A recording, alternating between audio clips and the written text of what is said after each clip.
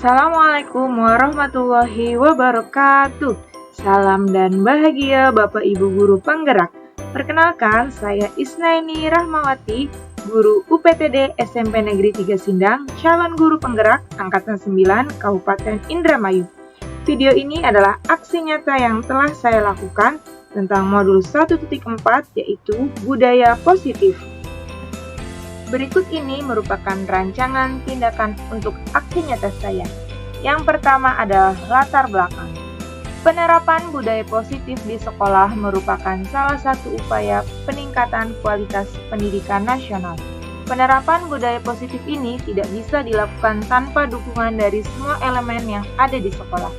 Dengan penerapan budaya positif ini diharapkan dapat mewujudkan visi sekolah dan membentuk karakter murid dalam mengimplementasikan nilai-nilai profil pelajar Pancasila.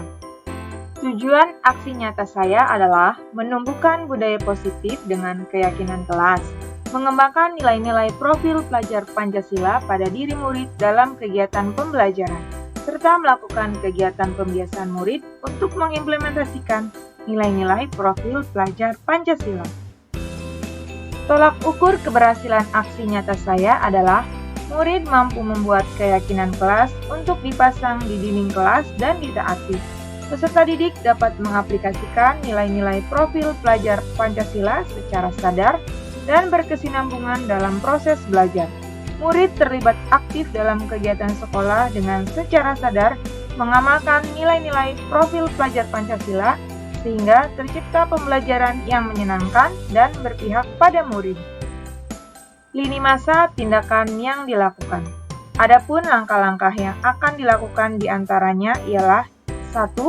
Sosialisasi kepada seluruh warga sekolah meliputi kepala sekolah, guru, murid, dan tenaga kependidikan terkait disiplin positif, keyakinan kelas, dan profil pelajar Pancasila, dan praktik segitiga restitusi sebagai dampak pelanggaran kesepakatan kelas. Kedua, guru menjelaskan tentang pengertian dan pentingnya keyakinan kelas. Yang ketiga, guru memfasilitasi peserta didik untuk membuat keyakinan kelas. Keyakinan kelas yang telah disepakati selanjutnya ditandatangani seluruh warga kelas. Yang keempat, menentukan bentuk dan tata letak hasil keyakinan kelas agar mudah terlihat dan terbaca. Yang kelima, membuat komitmen untuk menjalankan apa yang telah disepakati di kelas.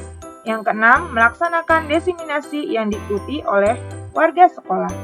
Dan yang ketujuh adalah mendokumentasikan setiap kegiatan yang menumbuhkan, mencerminkan, dan membiasakan nilai-nilai profil pelajar Pancasila. Dukungan yang dibutuhkan. Yang pertama, dukungan dari seluruh warga sekolah serta partisipasi aktif orang tua di rumah dalam membiasakan budaya positif. Yang kedua, dedikasi seluruh warga sekolah sebagai role model atau teladan bagi peserta didik dalam menanamkan budaya positif di sekolah. Kolaborasi seluruh warga sekolah dalam menciptakan serta membiasakan budaya positif di sekolah, serta sarana-prasarana menyangkut fasilitas tentang kebutuhan yang menyangkut penerapan budaya positif. Berikut ini merupakan salah satu kegiatan aksi nyata saya, yaitu pengalaman menciptakan budaya positif dengan membuat keyakinan kelas.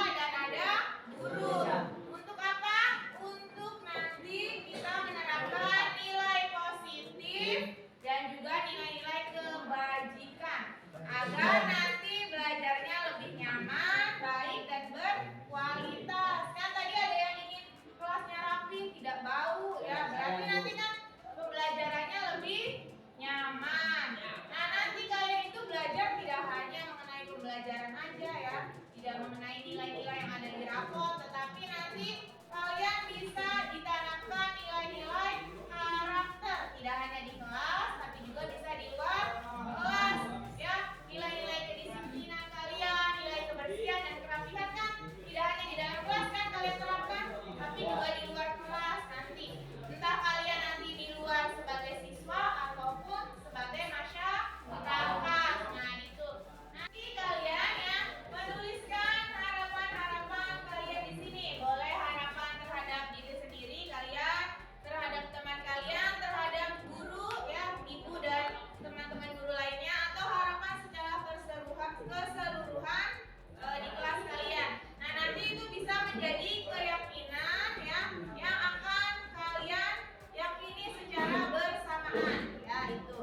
Contohnya nih, misalkan dulu zaman corona atau covid kalian menggunakan masker atau menjaga jarak ya, itu sebuah peraturan dari pemerintah, itu aturannya. Ada nggak sih maksud atau nilai yang terkandung kenapa perlu pakai masker, kenapa perlu menjaga jarak? Nilai yang kalian yakini kalau pakai masker dan menjaga jarak itu apa? Ya betul, menjaga kesehatan. Nah, kemudian kalian misalkan menggunakan motor ya, aturannya adalah menggunakan apa? Helm ya, itu aturan. Kalau nggak pakai helm apa yang terjadi? Iya Pak, bisa ditilang. Tapi kalian misalkan walaupun tidak ada bapak polisi tetap menggunakan. Adakah keyakinan lain yang kalian menyebabkan kenapa perlu pakai helm? Ada. Iya, karena kalian meyakini kalau misalkan pakai helm itu ada nilai keselamatan yang terdapat di dalamnya. Nanti kalian juga bisa menuliskan mengenai kelas kalian ini inginnya bagaimana ya. Nanti Ibu bagikan disiplinan ini satu persatu. Silakan kalian tulis, boleh 1 atau 2 poin lalu ditempelkan.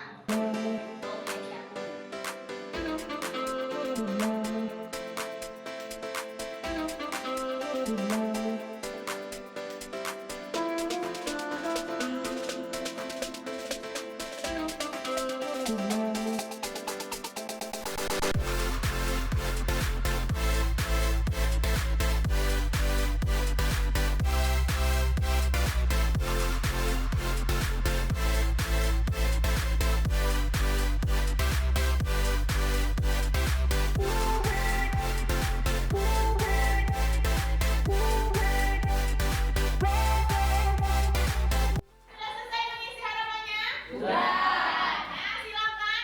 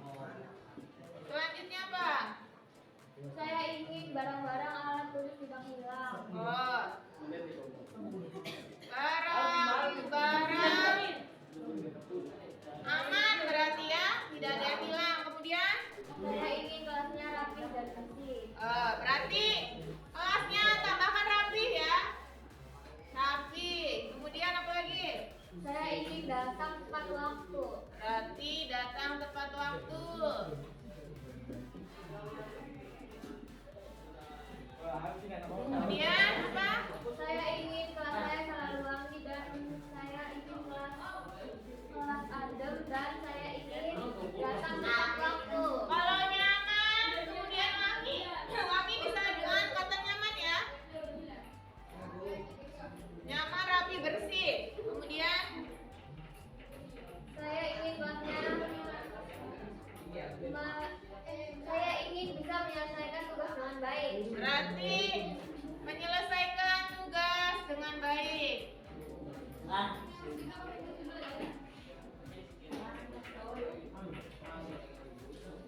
Lalu apa lagi?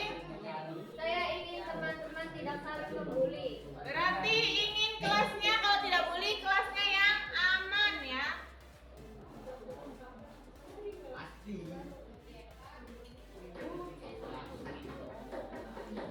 Kemudian Saya ingin gurunya datang tepat waktu.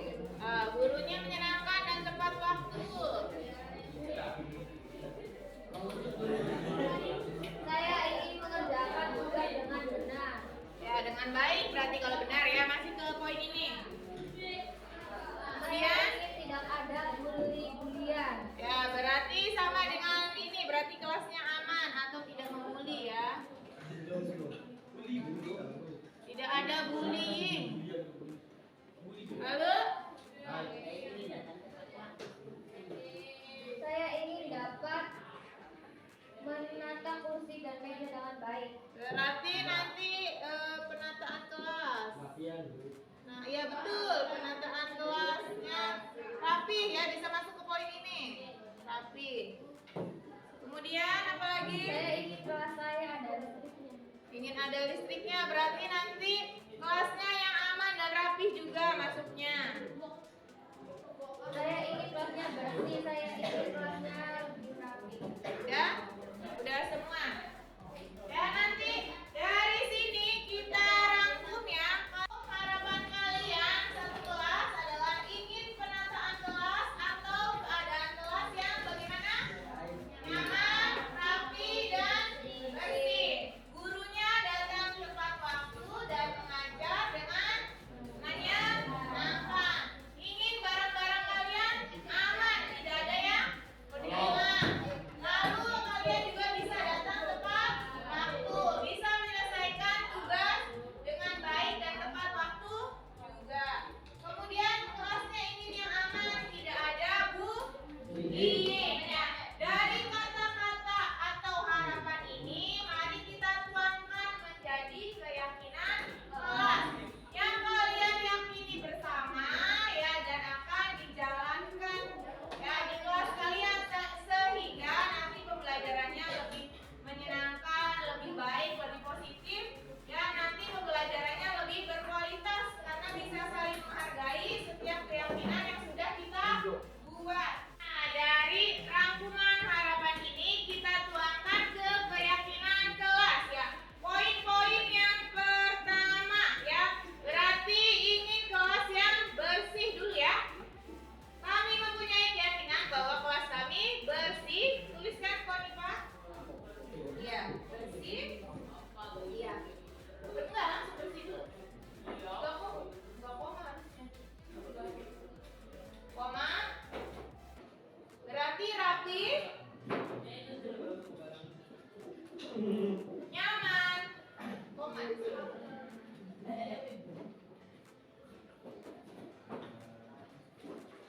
Kalau datang tepat waktu, nilai apa yang terkandung di dalamnya? Ya, disiplin.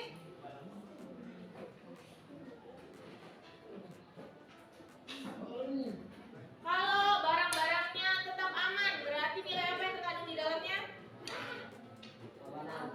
Ya, keamanan, selain keamanan,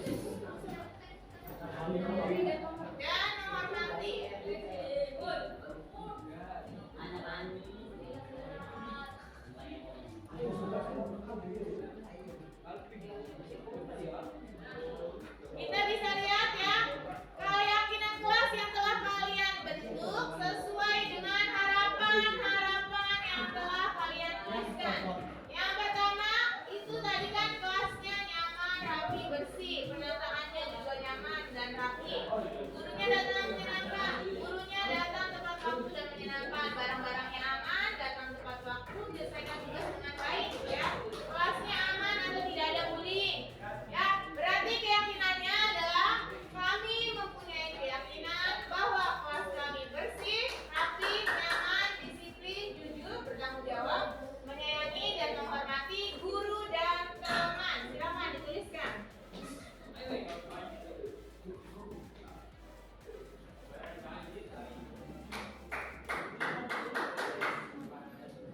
Nah, ini keyakinan kelas 9D, ya. Silakan Bu Hanifa boleh duduk kembali. Ini adalah keyakinan kelas kalian, ya. Silakan dibacakan secara bersama-sama.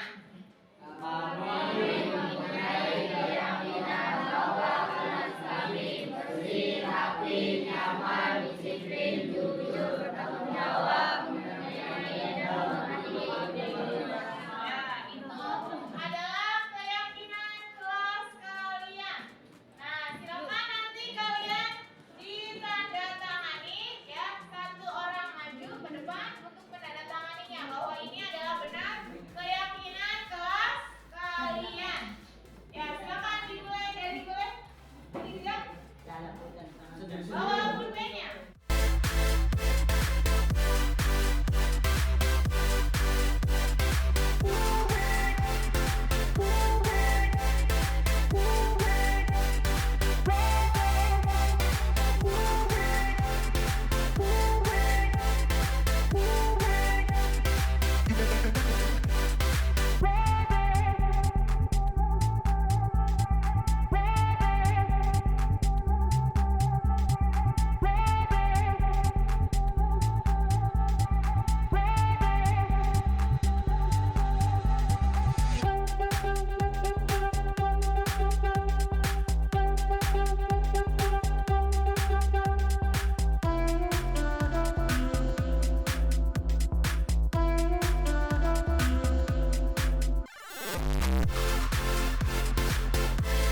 Kita sudah selesai membuat keyakinan kelas kita seperti yang tertuang di depan ini, ya.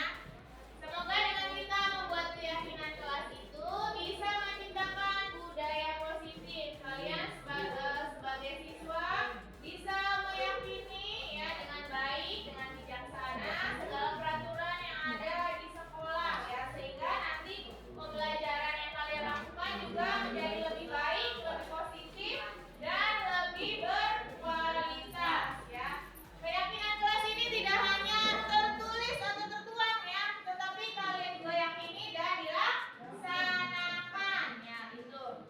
Untuk pertemuan hari ini cukup sekian, ya. Terima kasih banyak untuk kelas 9D. Tepuk tangan untuk kita semua.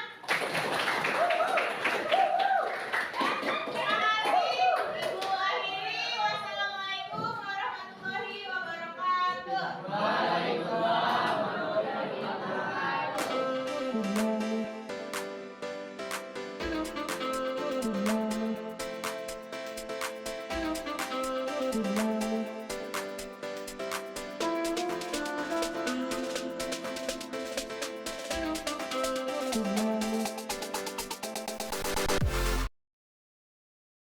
Kegiatan aksi nyata saya selanjutnya adalah melakukan diseminasi di sekolah mengenai pemahaman dan pengalaman budaya positif. Assalamualaikum warahmatullahi wabarakatuh. Selamat pagi Bapak Ibu semua, salam dan bahagia untuk kita semua. Ya, terima kasih untuk waktu dan kesempatan yang diberikan kepada saya. Kemudian terima kasih kepada Bapak Ibu yang telah meluangkan waktunya untuk mengikuti acara diseminasi modul 1.4 budaya positif. Sebelumnya karena sudah mulai siang seperti ini, ya, kita ice breaking dulu, ya Bapak Ibu. Ice breakingnya itu kalau saya bilang selamat pagi, tepuknya 1 kali. Kalau selamat siang, tepuknya 2 kali. Selamat sore tepuknya 3 kali. Kalau selamat malam jangan tepuk ya, karena malam waktunya istirahat. Ya, bisa dicoba Bapak Ibu? Bisa ya. Kita coba dulu. Selamat pagi. Selamat pagi. Selamat siang. Selamat sore. Selamat malam. Ya, tepuk tangan untuk kita semua. Ya, sudah fokus semua ya, berarti siap untuk mengikuti acara hari ini ya. Sebelum masuk ke penjelasan mengenai budaya positif, saya ada pendahuluan mengenai tujuan pendidikan. Menurut Ki Hajar Dewantara, tujuan pendidikan adalah menuntun segala kodrat yang ada pada anak-anak agar mereka dapat mencapai keselamatan dan kebahagiaan yang setinggi-tingginya, baik sebagai manusia maupun sebagai anggota masyarakat. Oleh sebab itu, pendidik hanya dapat menuntut tumbuh atau hidupnya kekuatan kodrat yang ada pada anak agar dapat memperbaiki lakunya. Yang perlu digarisbawahi di sini adalah menuntut. Menurut Bapak Ibu, menuntun itu apa? Membimbing, mengarahkan, ya, membersamai, ya. Jadi kita hanya bisa membersamai, membimbing mereka lah yang nanti menumbuhkan potensinya sendiri, karena mereka telah memiliki kodrat alam ya, lingkungannya, kemudian sifat-sifat dari lahirnya, potensi-potensinya, kemudian dipengaruhi juga oleh kodrat zaman. Zaman sekarang anak-anak itu begitu dekat dengan digitalisasi ya Bapak Ibu, teknologi. Jadi kalau dulu pendidikan yang dahulu dan sekarang itu tidak bisa disamakan ya. Jadi kita juga harus upgrade diri ya. Anaknya udah pinter mainan HP ya, udah punya segala aplikasi Instagram, TikTok ya. Gurunya juga harus ikut ya, membersamai mereka, memantau mereka apa aja sih yang mereka lakukan di TikToknya, di Instagramnya ya. Jadi teknologi tersebut dapat dimanfaatkan secara positif sehingga nanti mereka bisa mencapai keselamatan dan kebahagiaannya. Misalkan nanti siswa kita ada yang jadi guru, jadi polisi. Jadilah guru dan polisi itu yang jujur, yang amanah, dan selamat dan bahagia. Nah, di sini saya akan menyampaikan budaya positif. Nah, budaya positif ini salah satu aksi nyata saya tugas pada pendidikan guru penggerak angkatan 9. Selain itu, kenapa saya melakukan kegiatan diseminasi ini? Karena untuk membagikan ilmu yang saya dapat. Ya, kalau ilmu hanya hanya saya yang punya, tidak dibagikan, nanti tidak bermanfaat. Nah, kemudian juga saya mengajak untuk Bapak Ibu semua berkolaborasi, karena untuk menciptakan budaya positif itu tidak bisa hanya 1 atau 2 orang, tetapi harus semua warga sekolah saling berkolaborasi. Nah, di sini ada pengertian dari budaya positif. Budaya positif di sekolah yaitu nilai dan kebiasaan di sekolah yang berpihak pada murid agar mereka dapat berkembang menjadi pribadi yang kritis, penuh hormat dan bertanggung jawab sesuai dengan profil pelajar Pancasila. Ya. Jadi Bapak Ibu, apakah di sekolah kita sudah menerapkan budaya positif? Nah, contohnya apa Bapak Ibu? Salam sapa, betul sekali. Apalagi Bapak Ibu? LS, literasi ya. Kemudian berdoa sebelum dan sesudah, betul, mengaji ya. Jadi kebiasaan atau budaya-budaya positif yang telah kita lakukan di sekolah. Ya, tujuan akhirnya adalah agar nanti murid-murid kita itu sesuai dengan profil pelajar Pancasila. Ya, Bapak Ibu tentu sudah tahu dimensi profil pelajar Pancasila ada berapa sih? Ya, ada 6. Yang pertama, ya, beriman dan bertakwa pada Tuhan Yang Maha Esa dan berakhlak mulia.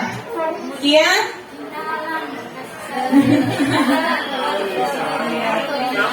iya, berkebinekaan global, bernalar kritis, kreatif, mandiri, ya betul sekali, dan bergotong royong.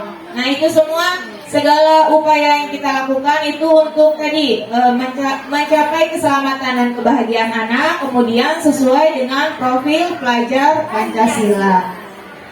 Nah, di sini ada konsep utama budaya positif itu terdiri dari 7. Yang pertama, perubahan paradigma belajar, disiplin positif, kebutuhan dasar manusia, kemudian yang 4, motivasi perilaku manusia, yang kelima, restitusi posisi kontrol guru, kemudian ada keyakinan kelas, dan yang terakhir ada segitiga restitusi.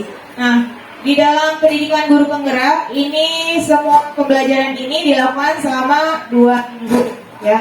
Namun pada siang hari ini saya akan mencoba merangkumnya, menyampaikan kepada Bapak Ibu selama 1 jam ke depan. Semoga bisa disimak dan tetap semangat ya Bapak Ibu semua. Semangat. Ya, di sini ada perubahan paradigma belajar. Dalam membangun budaya positif sekolah dapat menyediakan lingkungan yang positif, aman, dan nyaman agar siswa mampu berpikir, bertindak, dan mencipta dengan merdeka, mandiri, dan bertanggung jawab. Disiplin sangat berkaitan dengan kontrol guru terhadap siswa. Nah ini, yang awalnya kalau Bapak Ibu mendengar kata disiplin, apa yang terbayang di benak Bapak Ibu semua? Tepat waktu, kemudian tertib, sesuai aturan. Kira-kira kalau disiplinnya seperti itu, anak itu terpaksa atau dalam dirinya sendiri sudah tertanam? Terpaksa, iya. Nah, itu karena sebenarnya kalau disiplin itu maknanya itu positif, adanya tanggung jawab dan kesadaran diri sendiri. Ya, misalkan datang tepat waktu ke sekolah ya. Ada peraturan sekolah masuk jam 7. Nah, kalau yang terpaksa mah nanti dihukum kalau terlambat. Kalau yang memiliki disiplin pada dirinya, dia itu memiliki keyakinan, saya harus menghargai diri saya sendiri, menghargai waktu. Berarti dia itu bisa datang tepat waktu karena ada kesadaran dirinya, bukan karena paksaan atau dari pihak luar ya, seperti itu. Nah ini ada games ya Bapak Ibu. Anda dan teman Anda akan melakukan kegiatan coba buka. Anda adalah A dan temannya adalah B. Nanti A ini mencoba menggenggam tangannya, yang B dia itu mencoba untuk membukanya. Membukanya boleh dengan iming-iming, misalkan nanti dikasih coklat, bisa. Misalkan nanti saya ajak makan, misalnya gitu. Atau dengan paksaan, atau dengan ancaman ya. Nah seperti itu, silakan dicoba dengan rekannya ya.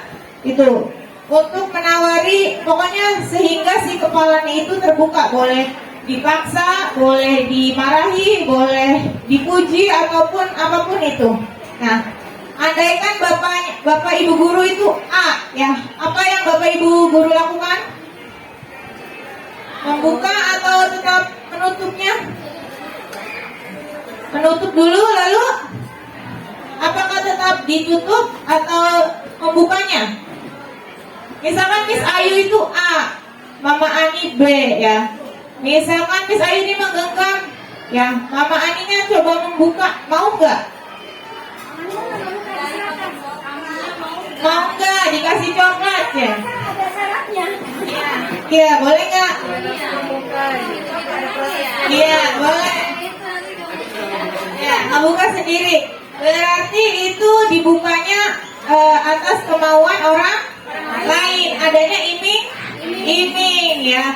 Berarti dia itu ada motivasi dari luar. Nanti dibuka, nanti saya kasih coklat. Ataupun karena diancam, ayo buka nggak itu. Nah seperti itu ya makna yang terkandung dalam games di sini ya.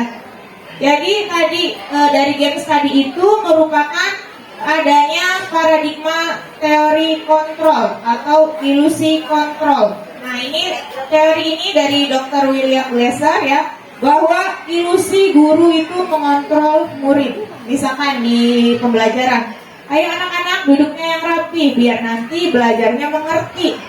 Apakah anak-anak setelah belajar duduknya rapi dia akan mengerti? Belum tentu juga ya, berarti dia itu duduk rapi karena dikontrol oleh gurunya. Kemudian yang kedua, ilusi bahwa semua penguatan positif, efektif dan bermanfaat. Misalkan, nah kamu belajar yang benar ya, biar nanti kamu nilainya bagus. Nah, kasihan orang tuanya misalkan ya. Apakah anaknya setelah diberi nasihat atau diberi pujian akan mendapatkan nilai yang maksimal? Belum tentu. Karena itu motivasinya dari mana? Dari luar ya. Kemudian ilusi bahwa kritik dan membuat orang merasa bersalah dapat menguatkan karakter. Ya, yang ini juga membuat rasa bersalah. Misalkan gurunya itu dengan suara yang lemah lembut, suasana tenang. Nah, bapak kamu kan seorang petani, kasihan ya. Kasihan capek-capek cari uang, kamunya malah bolos. Nah, ini yang posisi ilusi yang ketiga ini juga masih sering saya lakukan ya. Jadi si anak ini merasa bersalah, rendah diri gitu ya. Karena kita mengkondisikan dia itu merasa bersalah atau bersedih ya, seperti itu. Walaupun misalkan sudah diberi penguatan seperti itu, belum tentu anaknya juga mau berubah karena itu dari luar. Kemudian ilusi bahwa orang dewasa memiliki hak untuk memaksa. Misalkan ada dua orang yang berantem antara Susi dan Ani misalkan ya. Susi dan Ani oleh ibu dia dipaksa untuk ayo baikan. Susi dan Ani baikan, jangan berantem. Padahal dia itu belum terselesaikan ya apa yang dia rasakan antara Susi dan Ani tersebut ya. Jadi di sini ada teori kontrol dari Dr. William Glasser seperti itu Bapak Ibu. Nah, selanjutnya kita memasuki materi yang kedua yaitu disiplin positif. Ya, tadi telah disinggung sedikit apa sih makna disiplin sebenarnya? Apa Bapak Ibu disiplin tadi? Jadi yang positif. Tanggung jawab, betul. Apalagi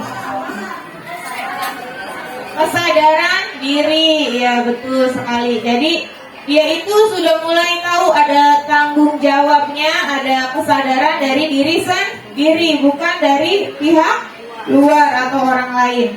Nah, di sini ada makna disiplin. Disiplin berasal dari bahasa Latin, yaitu disiplina, yang artinya belajar. Nah, di sini berarti disiplin itu sebenarnya bermakna baik karena belajar.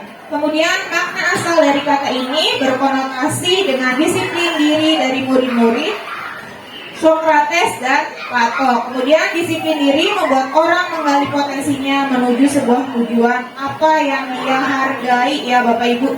Jadi kalau dia datang tepat waktu itu karena dia menghargai waktu ya. Kalau dia berpenampilan rapi, bersih sesuai aturan, bukan karena takut peraturan sekolah atau karena wakasek ya, tapi dia menghargai diri sendiri ya, membuat dia rapi, cantik gitu. Kemudian di sini namun dalam budaya kita makna disiplin ini menjadi berubah ya. Sesuatu yang dilakukan seorang pada orang lain untuk mendapatkan kepatuhan. Kecenderungan umum adalah menghubungkan kata disiplin dengan ketidaknyamanan, bukan dengan apa yang kita hargai atau pencapaian suatu tujuan mulia. Kalau Bapak Ibu pakai helm, kenapa? Kalau berkendara? Nah, takut ditilang atau karena aman? Aman, ya itu ya. Nah itu, jadi kalau yang merasa tidak nyaman mah, aduh harus pakai helm nih, di depan ada polisi. Nah itu, sama kayak kita kemarin corona ya Bapak Ibu, dianjurkan menjaga kesehatan dengan menggunakan masker. Orang yang tidak menyukainya, aduh risih pakai masker, enak ya.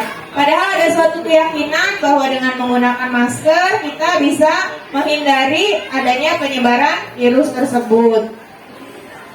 Nah, jadi makna disiplin ini adalah kemampuan pemerintah diri sendiri dalam mengontrol dan menguasai diri untuk memilih tindakan yang mengacu pada nilai-nilai yang kita hargai dengan penuh tanggung jawab tanpa terperintah, ya, tanpa terperintah orang lain. Nah, nilai-nilai yang kita hargai ini adalah nilai kebajikan, sifatnya positif. Manusia merupakan tujuan mulia yang ingin dicapai setiap individu, yaitu nilai-nilai dalam profil pelajar Pancasila. Jadi disiplin ini kita lakukan karena ada nilai-nilai yang kita hargai tanpa terperintah orang lain. Nah, kemudian ada materi yang ketiga, yaitu kebutuhan dasar manusia. Setiap manusia itu punya 5 kebutuhan dasar. Yang pertama adalah bertahan hidup. Ya, cara kita bertahan hidup bagaimana Bapak Ibu? Makan, ya, makan dan minum, ya. Itu cara kita untuk bertahan hidup, ya. Makanya misalkan kita lapar, ya berarti kita harus mencari makanan tersebut karena ada yang lapar jadi marah atau jadi kesel, ya. Karena kita belum mempertahankan atau belum memenuhi kebutuhan dasar diri kita, yaitu untuk bertahan hidup. Yang kemudian yang kedua ada kasih sayang dan rasa diterima. Tentunya setiap manusia itu perlunya kasih sayang dan rasa diterima. Kemudian ada penguasaan, kebebasan, dan kesenangan. Setiap kebutuhan manusia itu realitanya adalah berbeda, ya. Kemudian kita harus berusaha memahami pandangan orang lain tentang dunia. Setiap orang memiliki gambaran yang berbeda. Jadi untuk memenuhi kebutuhannya, kebutuhan dasar manusia itu ada yang secara positif, ada yang secara negatif. Nah, contohnya misalkan kita itu anak-anak, ya, penguasaan yang positif bisa dia itu ingin jadi ketua kelas. Positif, ya, penguasaannya, ingin dia bisa mengordinir teman-temannya, mewakili teman-temannya. Kalau penguasaan terpenuhi secara negatif, contohnya seperti apa Bapak Ibu? Penguasaan yang dilakukan secara negatif, dia ingin memenuhi keinginan dasar, kebutuhan dasar manusianya, penguasaan, tetapi dengan cara negatif.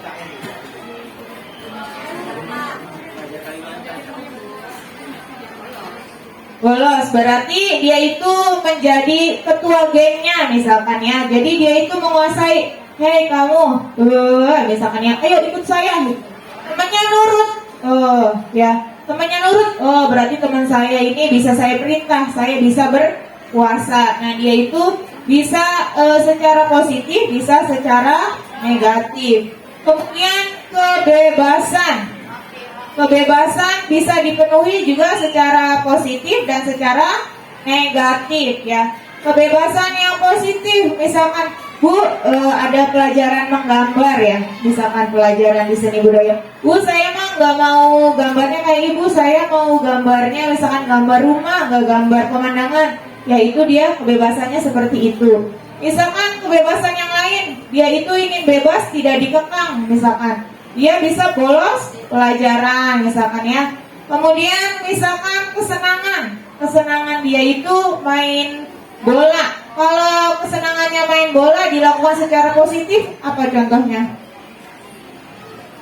Ya, olahraga, ya Bapak Ibu, mengikuti ekskul. Nah, kalau diarahkannya secara negatif, dia memenuhinya negatif.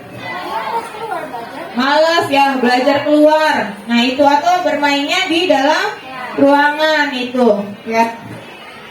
Nah, untuk lebih memahaminya, kita ada studi kasus, ya Bapak Ibu. Contohnya adalah Ibu Ria, guru kelas 6 SD Permai, sedang bingung menghadapi pula salah satu murid di kelas bernama Agus. Beberapa anak telah datang dan mengeluhkan Agus yang seringkali meminta bekal makan siang mereka dengan paksa. Jika Anda menghadapi situasi seperti Bu Ria, apa yang Anda lakukan?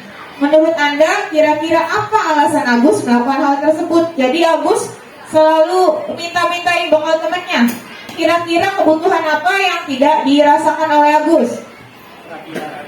Perhatian, berarti kasih sayang dan rasa diterima. Kemudian Iya, kebutuhan hidup berarti untuk bertahan hidup ya. Apalagi Bapak Ibu? Kira-kira dia bisa nggak mendapatkan kesenangan dari meminta bekal temannya? Ya, bisa ya. Kita lihat ya Bapak Ibu jawabannya. Nah, di sini dalam konteks penerapan disiplin positif, Ibu Ria sebaiknya mencari tahu dulu alasan Agus ya. Jadi dalam mengambil tindakan dia cari tahu dulu apa sih kebutuhan dasar dari Agus yang belum terpenuhi. Misalkan ternyata dia itu untuk bertahan hidup, Agusnya lapar, sementara orang tuanya tidak membawakan bekal, atau Agusnya itu butuh kasih sayang dan rasa diterima ya. Jadi teman Agus jadi perhatian Agus. Jadi kalau dia ngambil makan temannya, dia bisa dapat perhatian dari temannya ya. Kemudian dia merasa hebat karena temannya jadi takut dan menurutinya. Ya berarti itu dia ingin memenuhi kebutuhan penguasaan ya. Kemudian dia ingin adanya kebutuhan kebebasan dia terpenuhi. Agus merasa bosan dengan bekal yang dibawa orang tuanya karena selalu bekal yang sama. Ya misalkan dia bawanya orek tempe aja ya, ternyata temennya bawanya misalkan udang. Nah jadi dia pengen punya temennya ya. Jadi dia bebas, rasa kebebasannya dapat terpenuhi. Kemudian fun atau senang. Agus hanya iseng ternyata ya, minta-mintain bekal ke temannya tuh iseng ya.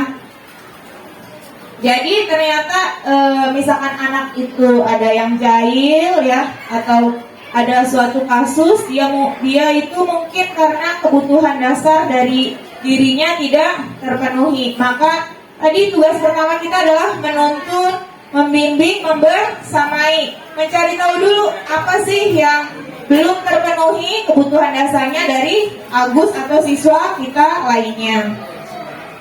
Nah, kemudian ada materi keempat. Jadi semua perilaku memiliki tujuan ya. Tadi perilaku Agus juga ada tujuannya. Kita datang ke sekolah memiliki tujuannya. Nah, tujuan ini merupakan motivasi ya Bapak Ibu. Ada yang dari eksternal, ada yang internal ya.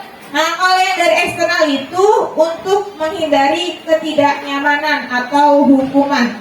Apa yang akan terjadi apabila saya tidak melakukannya ya. Aduh, ada PR nih ya, kalau nggak dikerjain nanti nanti bisa dimarahin. Dikerjain aja lah daripada nanti dimarahin misalnya. Berarti dia itu mengerjakan bukan karena adanya tanggung jawab dari diri sendiri, tetapi karena takut dapat hukuman. Kemudian untuk mendapatkan imbalan dari orang lain ya. Misalkan kalau kita mengerjakan PR ya, nanti biasanya dikasih nilai atau dikasih hadiah ya. Misalkan yang mengerjakan PR dikasih hadiah. Nah, dia itu mengerjakannya karena ingin dapat hadiah tersebut. Nah, kalau yang ini yang menjadi tujuan dari disiplin positif adalah bentuknya motivasi internal dari dalam dirinya sendiri ya. Yaitu karena menghargai dirinya sendiri. Dia datang tepat waktu ke sekolah karena menghargai waktu, menghargai dirinya sendiri ya. Dia mengerjakan PR karena dia tahu tanggung jawabnya ya.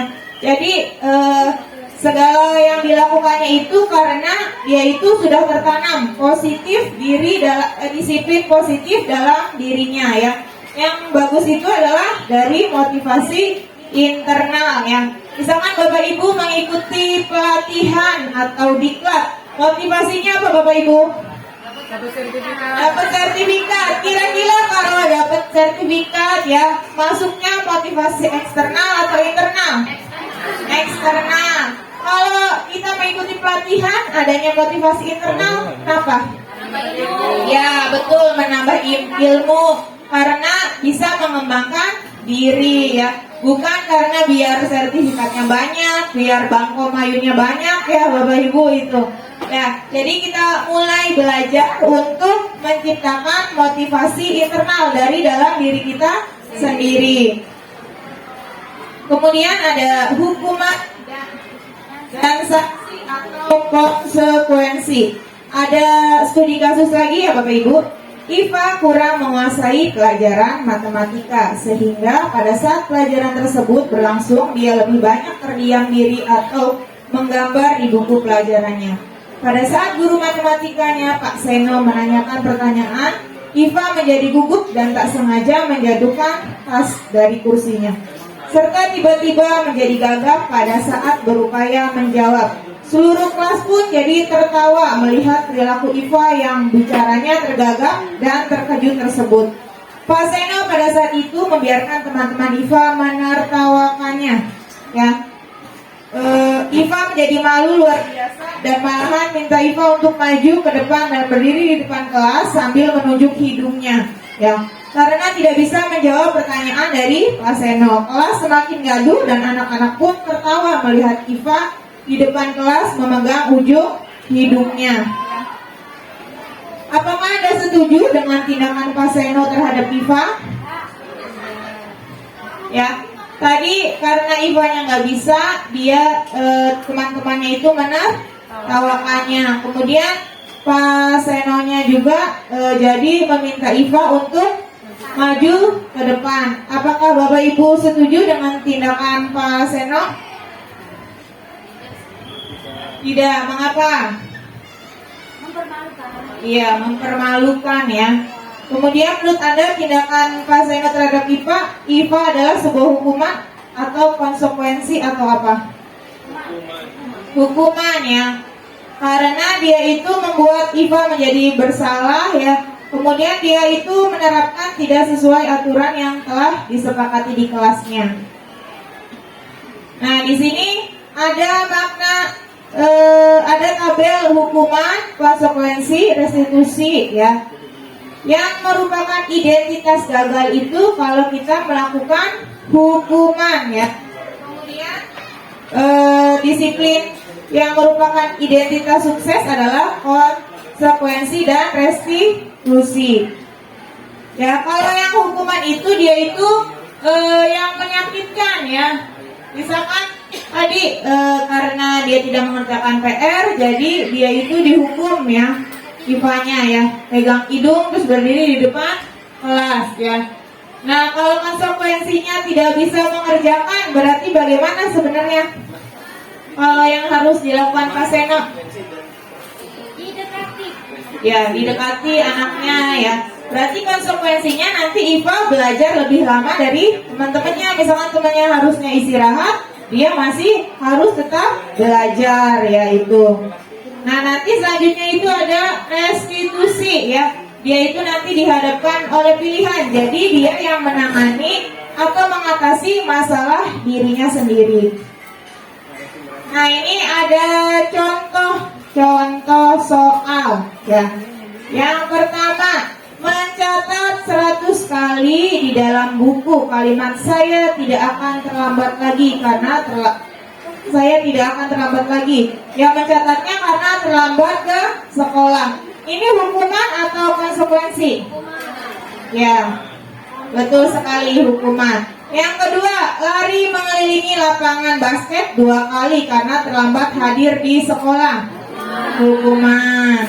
Yang ketiga, murid diminta untuk push up 15 kali karena tidak menggunakan masker. Hukuman. Ya, kalau hukuman itu berarti yang menyakiti. Kemudian menggantikan kertas tugas teman yang telah dicoret-coret. Ya, konsekuensi karena dia itu udah coret-coret, berarti dia harus bertanggung jawab ya. Kemudian membersihkan tumpahan air di meja tulis karena tersenggol pada saat belajar. Konsekuensi karena tumpah dia harus membersihkannya. Kemudian murid disuruh untuk mengenakan sepatu seharian di sekolah karena tidak menggunakan sepatu hitam. Ya, tidak menggunakan sepatu karena dia itu pakainya tidak menggunakan sepatu hitam. Hukuman atau konsekuensi? Konsekuensi atau hukuman? Kira-kira kalau anaknya tidak pakai sepatu, menyakiti tidak? Menyakiti. Jadi kira-kira hukuman atau konsekuensi? Iya, sudah biasa ya. Jadi kalau konsekuensi dan hukuman itu, kalau konsekuensi dia itu tahu karena ada peraturannya. Sementara kalau hukuman itu jadinya menyakiti. Kemudian lari mengelilingi lapangan basket 2 kali karena terlambat 10 menit untuk pelajaran PJOK. Kira-kira hukuman atau konsekuensi buat gue? Konsekuensi. Nah, konsekuensi karena sebelumnya pasti ada peraturan atau keyakinan kelas yang telah dibuat, ya, telah disepakati. Nah, kemudian di sini ada restitusi dan posisi kontrol guru. Nah, ini cukup menyentil saya juga ya Bapak Ibu. Ternyata posisi kontrol guru itu ada 5. Yang pertama adalah penghukum. Kemudian ada pembuat rasa bersalah. Kemudian ada sebagai teman, ada sebagai pemantau, dan ada sebagai manajer. Kira-kira dari 5 posisi kontrol ini, posisi Bapak Ibu semua ada di mana? Ya, saya juga paling sering di pembuat rasa bersalah. Kayaknya tuh kalau udah lihat anaknya sedih, nangis tuh, oh kayaknya anak nih kayaknya bakalan berubah gitu ya setelah nangis di orang tuanya, ya itu. Ya, ternyata posisi yang paling ideal yang mana Bapak Ibu? Ya, manajer ya. Kita lihat ya. Nah, di sini ada tabel ya. Ada yang sebagai penghukum, sebagai pembuat rasa bersalah, kemudian ada teman, pemantau, dan manajer. Nah, ini yang identitas gagal ternyata penghukum dan pembuat rasa bersalah ya. Nah, ini setelah membaca materi ini juga, nah nanti kita sama-sama nanti memperbaiki posisi kontrol dalam diri kita sendiri ya. Kemudian yang sukses adalah teman atau pemantau dan pemantau. Kemudian yang paling baik adalah sebagai manajer. Nah, kalau yang dia itu sebagai penghukum, dia itu menghardik, menunjuk-nunjuk ya. Kemudian kalau kamu tidak melakukannya, awas ya besok ya, rasakan. Nah, itu berarti penghukum. Awas ya kalau ngerjain PR kamu gitu ya. Itu berarti penghukum, bisa melukai secara hati maupun secara fisik ya Bapak Ibu. Kalau yang membuat rasa bersalah tuh, aduh ibu kecewa deh kamu nih ya, harusnya belajar malah bolos ya. Padahal dari rumah ibu kamu udah capek-capek kerja, ngasih uang kamu, ngasih sangu ya. Itu saya masih sering lakukan itu ya. Karena kalau anaknya jadi diam, termenung, kemudian sedih, nangis, kayaknya nih anak ini kayaknya bakalan berubah deh setelah itu ya. Ternyata belum tentu juga ya. Ya karena dia di pojokan pada situasi dia itu bersedih saat itu saja ya. Setelah itu dia itu tidak melakukan tindakan apa-apa, hanya termenung saat itu sedih, mukanya dia nunduk ya. Kemudian sebagai teman ya, membuat alasan-alasan untuk murid ya. Ayolah ya, demi ibu nih kamu ya, ayo lakukan ini ya, ayo berubah demi ibu ya, bukan demi dirinya sendiri. Masa kamu tidak mau sih bantu ibu ya? Kan si anaknya itu kita posisikan seperti teman kita, teman sebaya kita ya. Ayo bantu ibu ya, tolong ya gitu, dengan kata-kata yang seperti bahasa temannya gitu.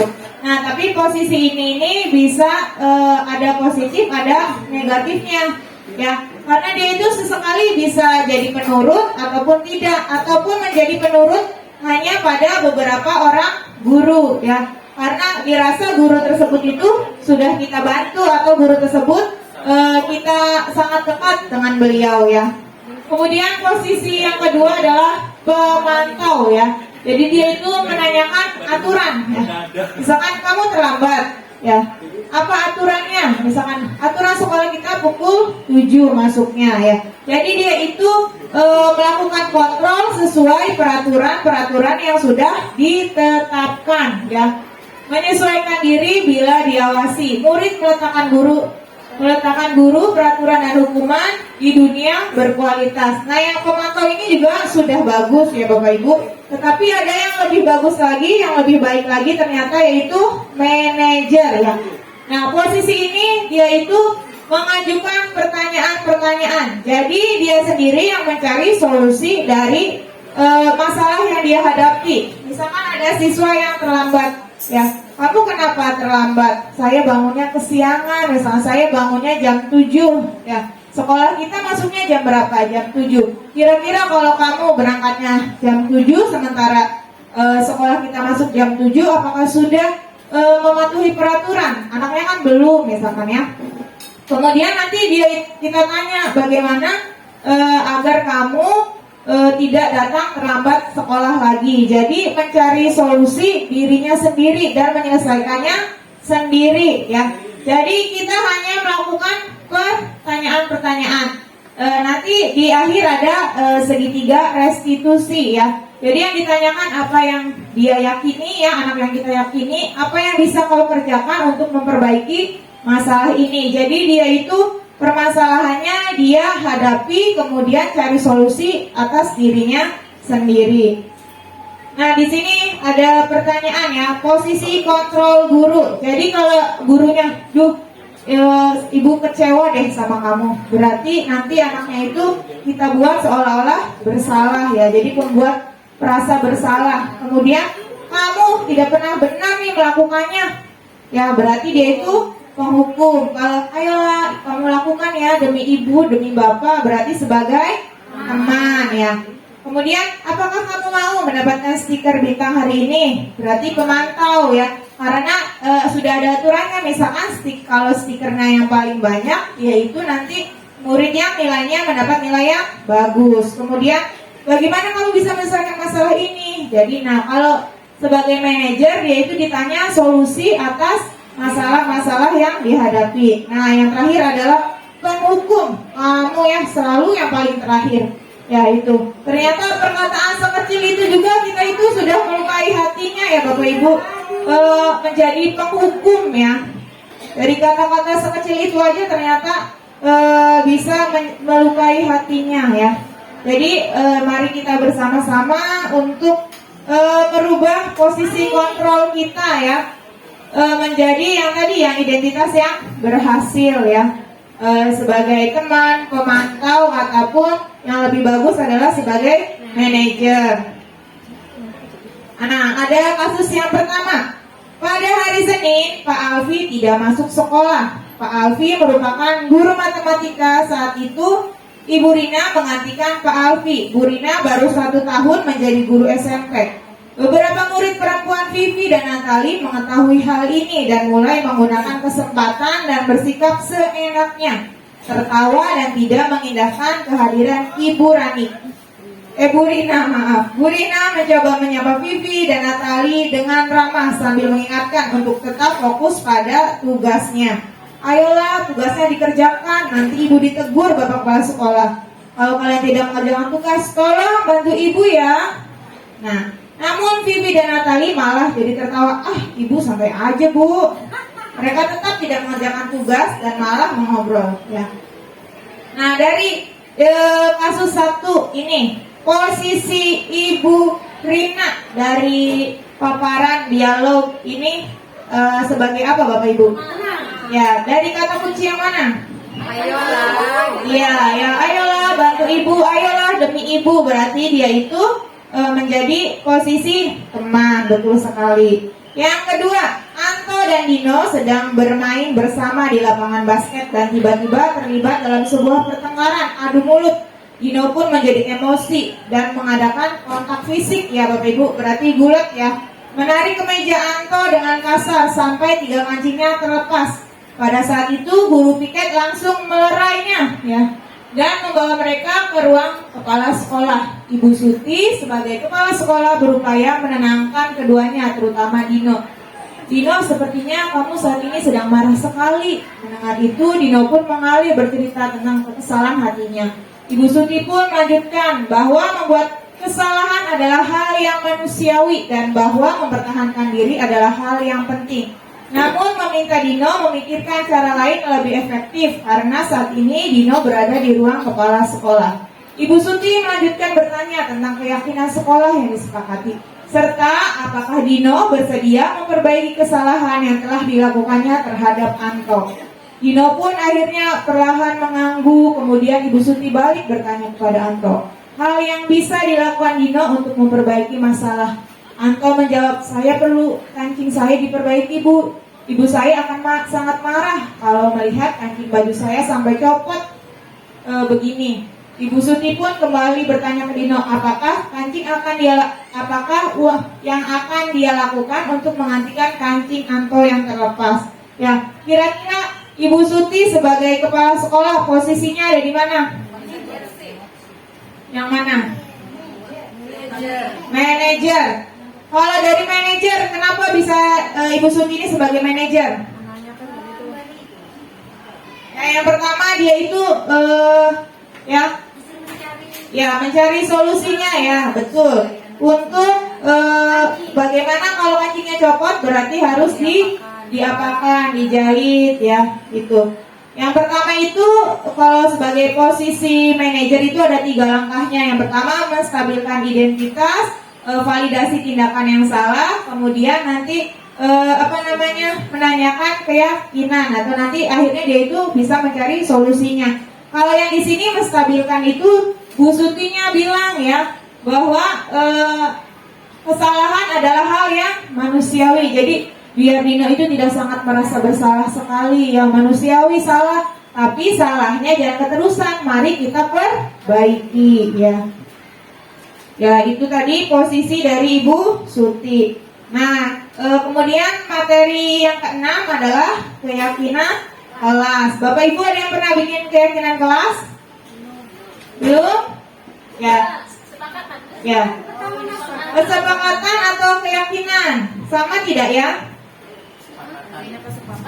Ya, baru kesepakatan ya. Sama, saya juga baru bikin kesepakatan ya. Tahu kalau ada keyakinan kelas ini karena mengikuti pendidikan guru penggerak ya. Maka dari itu saya membagikan ilmu ini kepada Bapak Ibu semua agar nanti bisa membuat keyakinan kelas di masing-masing kelasnya ya ini. Atau nanti bisa juga menjadi instrumen untuk penilaian 17 Agustus mungkin ya, ada pembuatan keyakinan kelas agar nanti terciptanya budaya positif di sekolah-sekolah kita ya. Keyakinan kelas adalah nilai-nilai kebajikan atau prinsip universal yang disepakati bersama secara universal lepas dari perbedaan agama, suku, negara, dan bahasa. Menurut dosen ya, 1998, suatu keyakinan akan lebih memotivasi seseorang dari dalam, ya intrinsik. Seseorang akan lebih bersemangat untuk menjalankan keyakinannya daripada hanya sekedar mengikuti peraturan ya. Nah, jadi keyakinan kelas ini dia itu dari dalam dirinya sendiri atau adanya motivasi intrinsik, motivasi internal dari dalam dirinya sendiri. Ya, jadi bernilai-nilai kebajikan. Misalkan kayak tadi kita pakai helm. Apa nilai kebajikan jika kita memakai helm? Nilainya? Kenapa Bapak Ibu menggunakan helm tadi? Ya betul, karena kita meyakini adanya nilai keselamatan. Kenapa Bapak Ibu kalau sakit pakai masker? Ya, nilai apa yang terkandungnya, nilai kebajikannya? Menghilangkan virus, berarti kesehatan ya Bapak Ibu. Anak membuang sampah pada tempatnya, nilai kebajikan apa yang dia terapkan? Kebersihan dan tanggung jawab ya. Kemudian tidak mengejek-ngejek temannya ya. Bullying, nilai apa yang terkandung? Dia itu tidak melakukan bullying.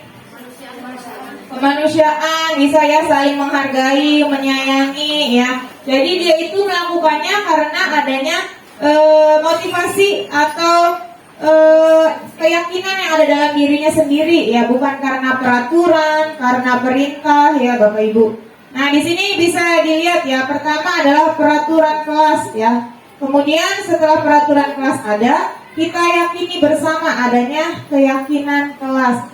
Keyakinan kelas misalkan datang tepat waktu, berarti dia itu nilai kebajikan yang di dalamnya adalah disiplin ya Bapak Ibu.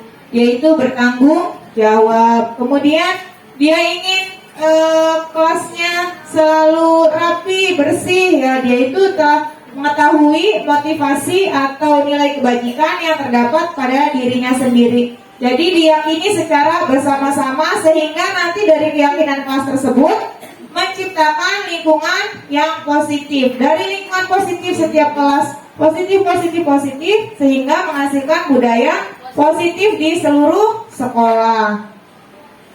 Nah, ini kita bisa lihat ya Bapak Ibu, adanya peraturan, kemudian adanya keyakinan kelas. Ya, coba kita lihat nilai kebajikan apa yang terdapat pada peraturan berikut. Selalu kembalikan buku ke tempatnya. Keyakinan kelas apa atau nilai kebajikan apa yang terdapat di dalamnya? Tanggung jawab, ya betul sekali, tanggung jawab. Karena dia merasa bertanggung jawab telah meminjamnya, dia kembalikan. Dilarang mengganggu orang lain. Menghargai, ya betul, menghargai atau menghormati orang lain ya Bapak Ibu. Di sini salah satu keyakinan kelas saja ya. Tadi yang disebutkan Bapak Ibu juga sudah benar nilai-nilai kebajikannya ya Bapak Ibu. Kemudian hadir di sekolah 15 menit sebelum pembelajaran dimulai. Disiplin, menghormati, komitmen juga ya Bapak Ibu. Kemudian dilarang melakukan kekerasan. Apa keyakinan kelas yang di dalamnya nilai kebajikan apa? Menghargai ya orang lain, keselamatan juga ya Bapak Ibu. Kalau temannya dipukulin ya tidak selamat. Kemudian dilarang menggunakan narkoba. Kesehatan, betul sekali. Bergantian atau menunggu giliran, nilai kebajikan apa yang terdapat di dalamnya? Selain itu, tertib ya, bersabar, kemudian menghormati orang lain juga. Gunakan masker. Kesehatan. Jangan berlari di kelas atau koridor. Kalau lari gimana nantinya? Jatuh, berarti keselamatan dan keamanan. Nanti nabrak-nabrak temennya, kelasnya jadi berisik, jadi ribut ya. Itu selain keselamatan agar anaknya tidak terjatuh dan juga keamanan ya. Nah, untuk melakukan pembentukan keyakinan kelas, nah keyakinan kelas ini bersifat lebih abstrak karena dia itu berasal dari dirinya, keyakinan atau nilai yang ada dalam dirinya ya. Nah, yang lebih rinci dan konkret ya, keyakinan kelas berupa pernyataan universal. Pernyataan keyakinan kelas dibuat dalam bentuk positif ya, membuang sampah pada tempatnya, tidak membuang sampah ya, jangan ada kata tidak, jangan ya, jadi gunakan kata-kata yang positif. Keyakinan kelas hendaknya tidak terlalu banyak sehingga mudah diingat dan dipahami. Keyakinan kelas sebaiknya sesuatu yang dapat diterapkan di lingkungan tersebut. Semua warga kelas ikut berkontribusi dalam pembuatan keyakinan kelas lewat kegiatan curah pendapat. Bersedia meninjau kembali keyakinan kelas dari waktu ke waktu. Barangkali ada yang mau ditinjau kembali keyakinan kelasnya, bisa lebih diperbaharui. Nah, di sini saya telah mencoba melakukan untuk pembentukan keyakinan kelas. Jadi nanti anaknya menuliskan harapan-harapan mereka terhadap kelasnya ya. Kelasnya apakah ingin kelas yang anak itu ada yang ingin kelasnya rapi, ingin gurunya datang tepat waktu, ingin kelasnya selalu wangi, ada ya Bapak Ibu. Kemudian ingin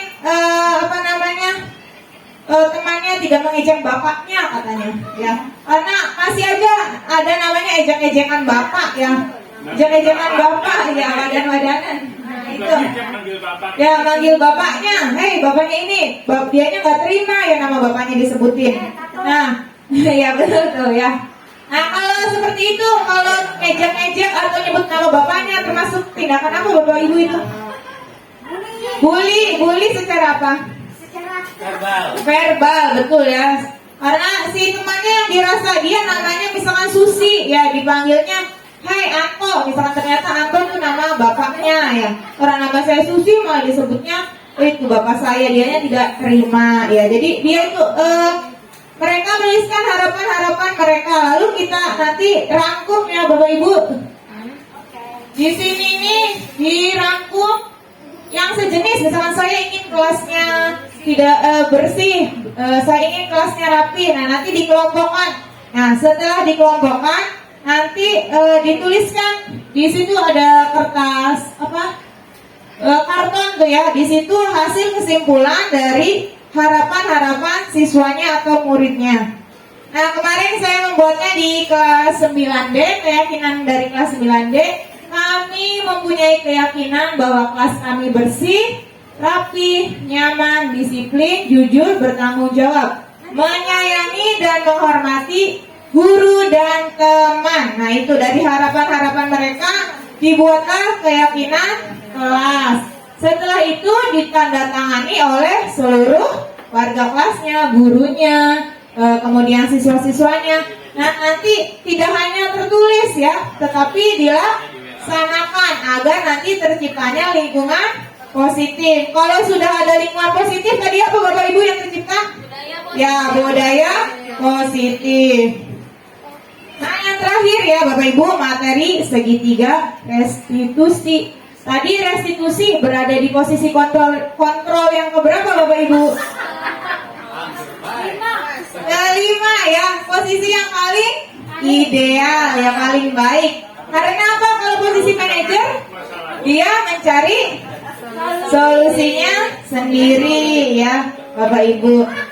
Ya, jadi proses menciptakan kondisi bagi murid untuk memperbaiki kesalahan mereka sehingga mereka bisa kembali pada kelompok mereka dengan karakter yang lebih kuat. Melalui restitusi, guru dapat membantu murid menjadi lebih memiliki tujuan, disiplin positif, serta memulihkan dirinya setelah berbuat salah.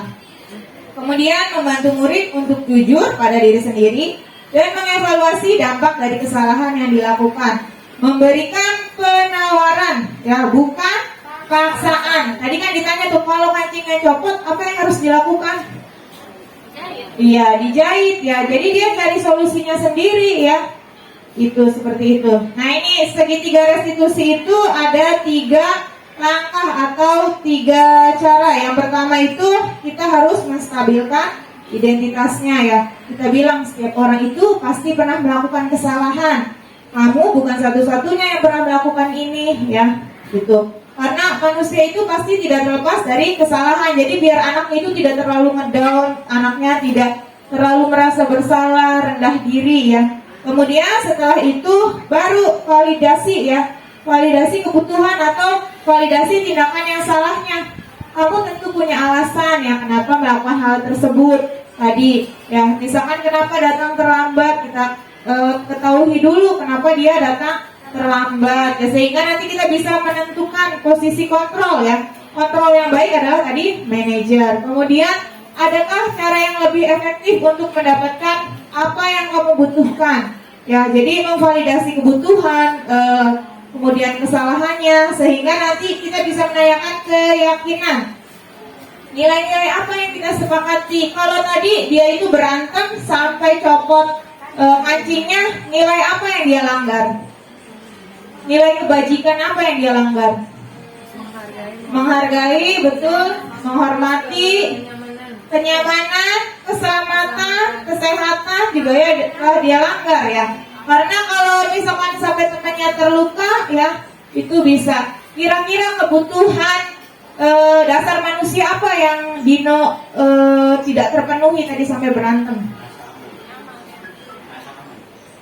Tidak terpenuhi, misalkan penguasaan, kebebasan, atau cinta kasih sayang, atau bertahan hidup.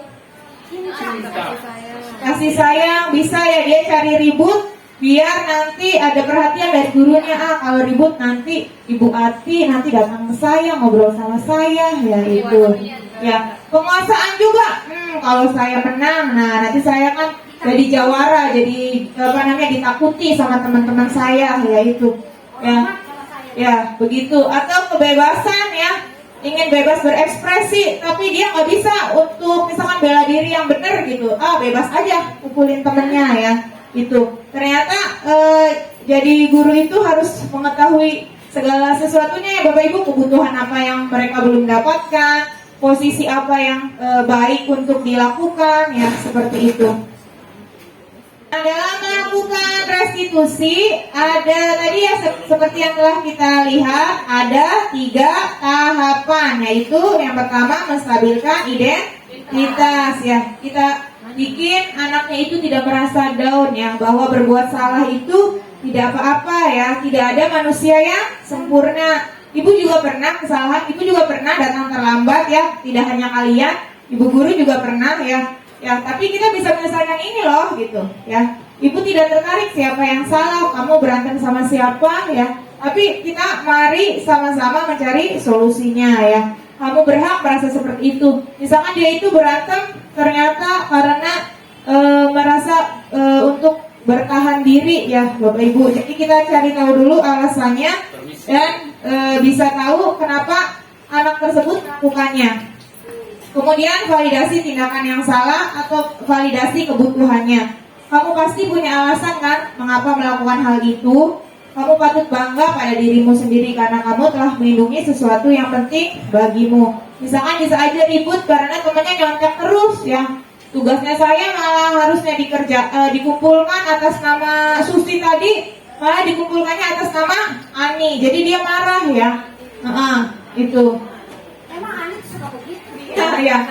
Ani kasihan Susinya tadi ya. Ya, jadi kita cari tahu dulu ya, ternyata dia itu untuk melindungi sesuatu. Kemudian setelah itu kita tanyakan keyakinannya, kira-kira kalau kamu tadi marah sampai jenggung-jenggungan, tarik-tarikan rambut, bener nggak sih gitu? Sudah memenuhi keyakinan kelas kita tidak sih gitu ya? Nilai-nilai apa yang telah kamu langgar? Padahal kita telah menyepakati kalau saling mencintai, saling menghargai, menghormati, yang menjaga keselamatan. Kemudian kita bayangkan tentang kelas ideal. Kan tadi kita sudah bikin keyakinan kelas ya, bahwa pengen kelasnya nyaman, bersih, saling menghargai, menghormati. Ya kalau kamu tadi sampai berantem, tarik-tarikan rambut, jemput-jemputan, apakah sudah memenuhi keyakinan kelas kita gitu? Setelah itu, jadi apa yang harus kamu lakukan untuk memperbaikinya gitu? Misalkan nanti minta maaf atau seperti apa ya Bapak Ibu, solusinya dia sendiri yang mencari solusinya. Nah, di sini saya telah melakukan simulasi atau penerapan segitiga restitusi. Nah, kasusnya adalah siswa terlambat datang ke sekolah pada hari Selasa pagi, jam pelajaran pertama di kelas 9C. Mata pelajaran prakarya, seorang peserta didik bernama Nur Hasanah terlambat datang ke sekolah. Nur Hasanah terlambat ke sekolah, otomatis terlambat juga masuk pelajarannya.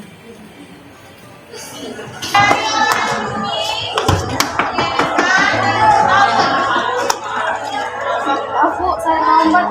Jam berapa ini Nur? Jam 7 lewat 40. Ya sudah, nanti jangan terlambat lagi ya. Ayo masuk dulu.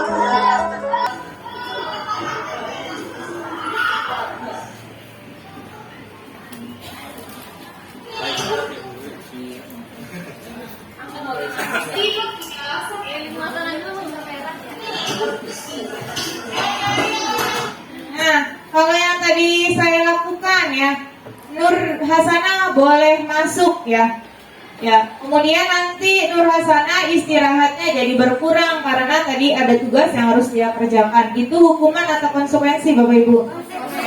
Konsekuensi karena dia datang terlambat ya. Perlukah saya nyuruh, udah Nur sana keliling dulu 10 putaran? Hukuman. Apa yang terjadi dengan Nur? Pingsan ya, udah gak datang buru-buru, belum sarapan ya, muterin 10 ya pingsan ya. Nanti dia itu tersakiti secara verbal juga, secara fisik juga ya Bapak Ibu. Jadi dilakukan menggunakan segitiga restitusi. Langkah yang pertama apa tadi Bapak Ibu?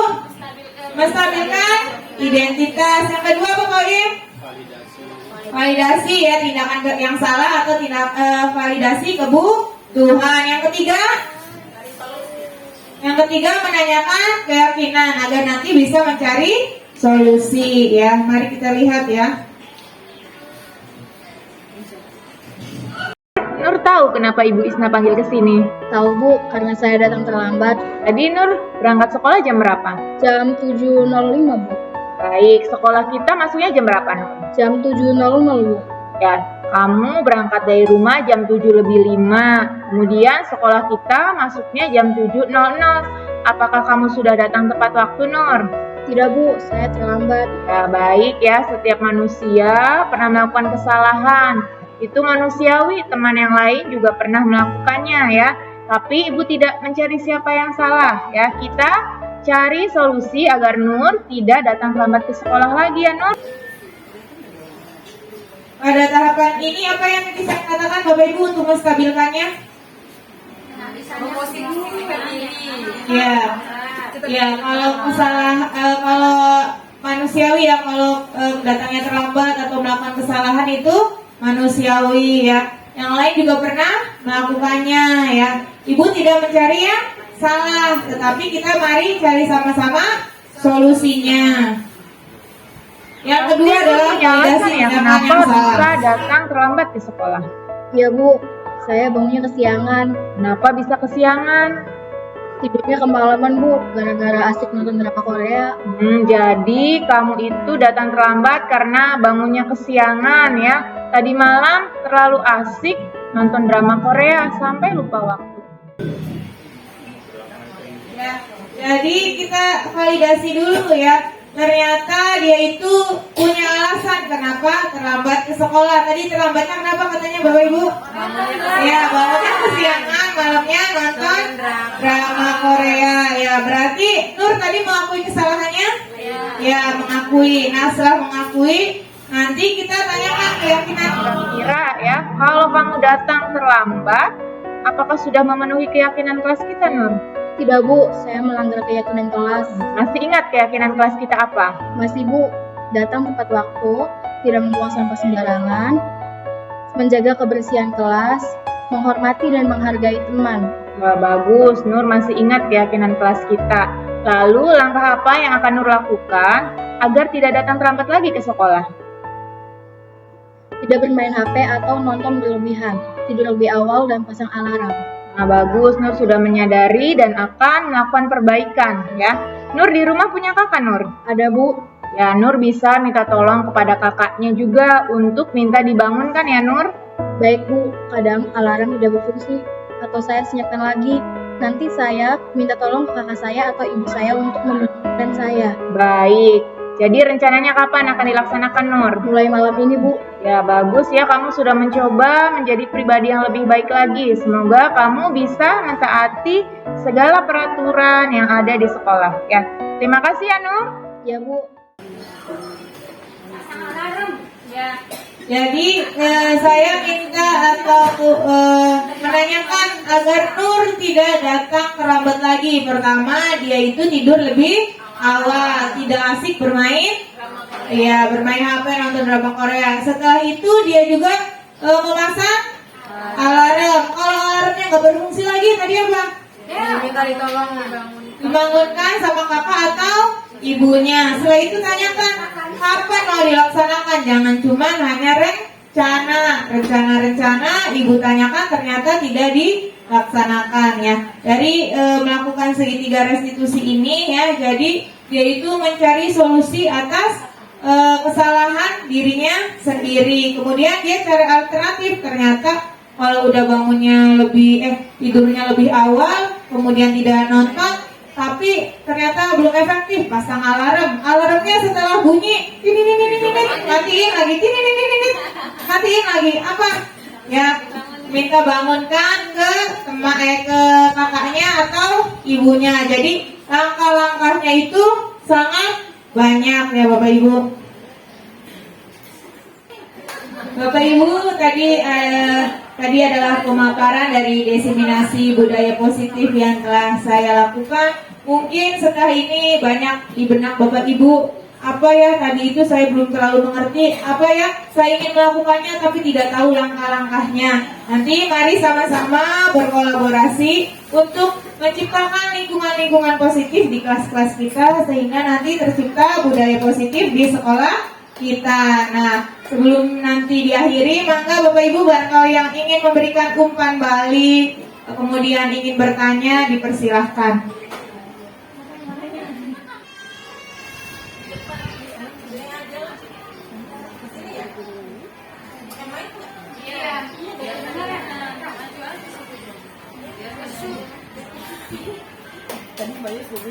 Assalamualaikum warahmatullahi wabarakatuh. Terima kasih atas kesempatannya untuk memberikan di materi yang luar biasa. Jadi sebagai guru pengajar Tetapi ini mengenai tadi restitusi ya, kenyataan di lapangan itu tidak seindah yang dipaparkan oleh Ibu Isna. Tadi ada yang mewakili juga Ibu Ani. Bagaimana kalau yang dihadapkannya itu macam anak-anak selain Nur Hasanah, dia yang luar biasa. Ada yang saya hadapi ketika anak itu diberi bukan hukuman, kita kan secara ini memberikan ininya juga bagaimana yang terbaik biar tidak menyakiti, ternyata malah besoknya itu dia tidak masuk, bahkan lebih merajalela ya. Jadi tidak sesuai dengan yang kita harapkan. Jadi mohon solusi ini karena kita dihadapkan di lapangan seperti itu Ibu Isna. Bagaimana menyelesaikan permasalahan untuk anak-anak yang luar biasa yang dialami oleh saya sebagai guru mengenai permasalahan keselamatan. Mohon penjelasan. Terima kasih. Ya, terima kasih untuk Bu Jamila atas pertanyaannya ya. Menghadapi siswa-siswa yang luar biasa, misalkan setelah dilakukan segitiga restitusi tadi, siswa tersebut menjadi malah tidak berangkat atau tidak melakukan perubahan ya. Jadi Bapak Ibu, setelah kita melakukan restitusi itu tidak mungkin hasilnya instan ya Bapak Ibu, atau kita berekspektasi setelah restitusi itu hasilnya akan selalu baik ya, karena pasti setiap anak itu karakternya berbeda ya. Jadi setelah melakukan restitusi itu kita tidak selalu berekspektasi atau sesuai realitanya anaknya akan langsung berubah baik, langsung menerapkannya, langsung dia itu berubah. Jadi restitusinya kita lakukan tidak hanya satu kali ya, namun berkali-kali ya, sehingga nanti jadi pembiasaan ya. Jadi Bapak Ibu, langkah-langkah yang tadi mungkin bisa dilakukan ya, tidak hanya satu kali. Jadi secara bertahap, berulang, anaknya seperti itu lagi kita lakukan lagi. Jadi restitusi itu tidak menghasilkan hasil instan, anaknya langsung nurut, langsung berubah ya. Mungkin ada perubahan kecil sekali gitu, kecil yang mungkin tidak terlihat ya. Tapi setelah kita melakukan restitusi itu berarti kita telah melakukan posisi kita sebagai manajer, sudah berusaha ya. Kalau kita setelah melakukan restitusi aja hasilnya tidak baik, apalagi tidak melakukannya sama sekali ya. Jadi segala sesuatu itu pasti berproses, tidak ada yang instan. Jadi kita itu kan tadi menuntun itu membimbing ya, mengarahkan, membersamai. Jadi ya terus sama-sama, jangan habis restitusi kita lepas saja. Oh kayaknya habis restitusi ini berhasil deh. Tidak ya Bapak Ibu, setelah restitusi kita masih terus menuntun, membersamainya ya. Kalau restitusinya belum berhasil lagi, dia menghadapi lagi, lakukan lagi dan lagi ya Bapak Ibu, seperti itu ya. Oh masih penasaran?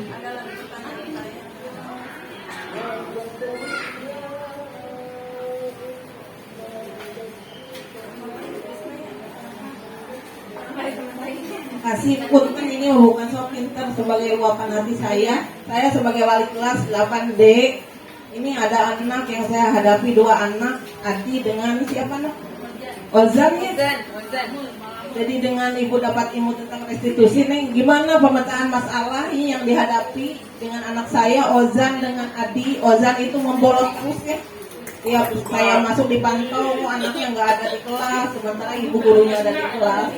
Adi itu udah jelas jarang masuk, dan kalau masuk juga sama dengan Ozan membolos. Saya mohon solusi ke Ibu Isnaini hari ini, mudah-mudahan ada pemetahan masalah yang terbaik, dan nanti insya Allah akan saya lakukan di lapangan sebagai hasil dari pertemuan ini akan saya nanti akan saya bimbing dengan baik. Terima kasih Ibu Isna, itu aja.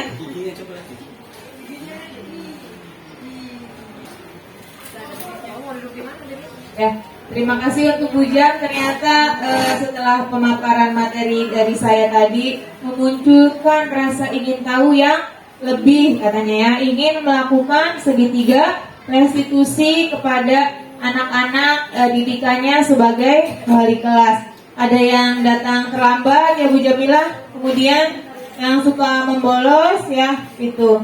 Nah, Bu Jamilah kan tadi sudah melihat pemaparan saya. Tadi ada 3 langkah dalam segitiga restitusi ya. Bu Jamilah bisa melakukan pemanggilan ya sendiri ya, tanpa ada teman-temannya. Jadi hanya Bu Jamilah dan misalkan sama Ozan ya. Yang pertama, langkah pertama tadi adalah melakukan apa Bapak Ibu?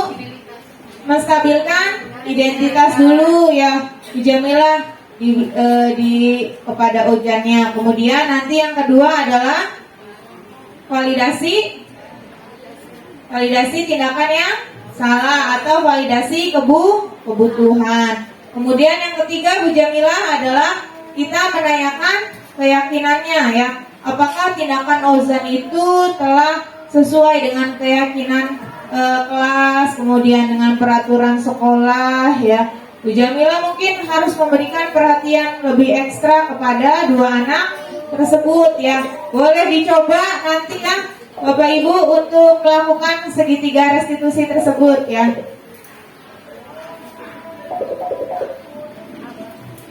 Ya, Bapak Ibu sudah tidak ada yang ditanyakan? Ya, terima kasih banyak Bapak Ibu telah membersamai saya untuk melakukan diseminasi sampai siang hari ini ya, untuk berbagi ilmu dan saling berkolaborasi untuk menciptakan budaya-budaya positif. Ya, tepuk tangan untuk kita semua Bapak Ibu. Semangat untuk melakukan perubahan, semangat merubah posisi kontrol kita ya, semangat untuk memenuhi kebutuhan dasar setiap anak-anak, karena setiap anak-anak itu unik, setiap anak itu berbeda ya Bapak Ibu. Saya akhiri, wassalamualaikum warahmatullahi wabarakatuh. Dari pembelajaran modul 1.4 serta aksi nyata yang saya lakukan dapat disimpulkan bahwa budaya positif merupakan perwujudan dari nilai-nilai atau keyakinan universal yang diterapkan di sekolah. Budaya positif di sekolah tidak dapat diciptakan secara instan. Dalam penerapan budaya positif di sekolah diperlukan tuntunan dan tauladan dari seorang guru. Guru harus menjadi contoh yang baik sehingga murid dengan kesadaran sendiri akan mengikuti apa yang dilakukan oleh guru.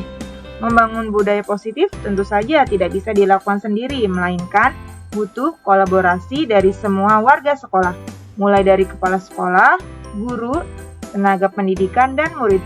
Bahkan dibutuhkan juga dukungan dari orang tua dan komite sekolah.